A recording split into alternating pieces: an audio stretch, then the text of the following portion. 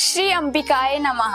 शारदीय नवरात्रि की शुरुआत अश्विन माह की प्रतिपदा से शुरू होती है और यह पर्व 9 दिनों तक चलता है और 10वें दिन विजयदशमी मनाई जाती है। वही आज नवरात्रि के दूसरे दिन माता ब्रह्मचारिणी की पूजा की जाती है। माँ दुर्गा की नवशक्ति का दूसरा स्वरूप ब्रह्मचारिणी का है। यहाँ ब्रह्मा का अर्थ है तपस्या से। माँ दुर्गा का यह स्वरूप भक्तों और सिद्धों को अनंत फल देने वाला है।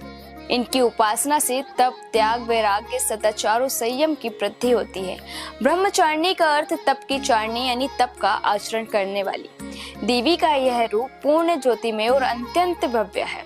इस देवी के दाएं हाथ में जप की माला है और बाएं हाथ में कमंडल धारण किए हैं। पूर्व जन्म में सती के रूप में यज्ञ में होम होकर माता हिमालय की यहाँ शैलपुत्री के रूप में जन्मी। नारद जी के उपदेश से भगवान शंकर को पति रूप में प्राप्त करने के लिए घोर तपस्या की थी। इस कठिन तपस्या के कारण इन्हें ब्रह्मचारिणी नाम से अभिहित किया गया। 1000 वर्ष तक इन्होंने केवल फल फूल खाकर बिताए और 100 वर्षों तक केवल जमीन पर रहकर साग पर निर्भर किया। कुछ दिनों तक कठिन उपवास रखे और खुले आकाश के नीचे वर्षा और धूप के घोर कष्ट सहे। 3000 वर्षों तक टूटे हुए बेलपत्र खाए और भगवान शंकर की आराधना करती रही। इसके बाद तो उन्होंने सूखे बेलपत्र भी खाना छोड़ दिए। कई हजार सालों तक निर्जल और निराहार रहकर तपस्या करती रही। पत्तों को खाना छोड़ देने के कारण ही इनका नाम अपर्णा नाम पड़ गया।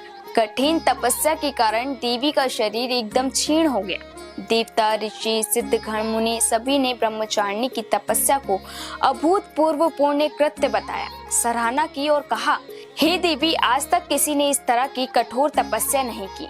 यह तुम्ही से ही संभव थी। तुम्हारी मनोकामना परिपूर्ण होगी और भगवान चंद्रमौली शिवजी तुम्हें पति रूप में प्राप्त होंगे।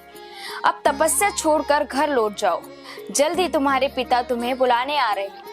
ये कालखंड जगत जननी माँ दुर्गा को ब्रह्मचारिणी के रूप में स्थापित करता है। माँ ब्रह्मचारिणी हमें यह शिक्षा देती है कि धैर्य, साधना और सच्ची भक्ति से जीवन की सबसे बड़ी कठिनाइयों को भी पार किया जा सकता है। उनका जीवन हमें यह प्रेरणा देता है कि अगर हमारे भीतर अडिग विश्वास और तपस्या की शक्ति हो तो कोई भी लक्ष्य असंभव नहीं है। आइए इस नवरात्रि के दूसरे दिन माँ ब्रह्मचारिणी की आराधना कर उनके आशीर्वाद से अपने जीवन में सुख, शांति और समृद्धि का प्रकाश फैलाएं। जय माता ब्रह्मचारिणी।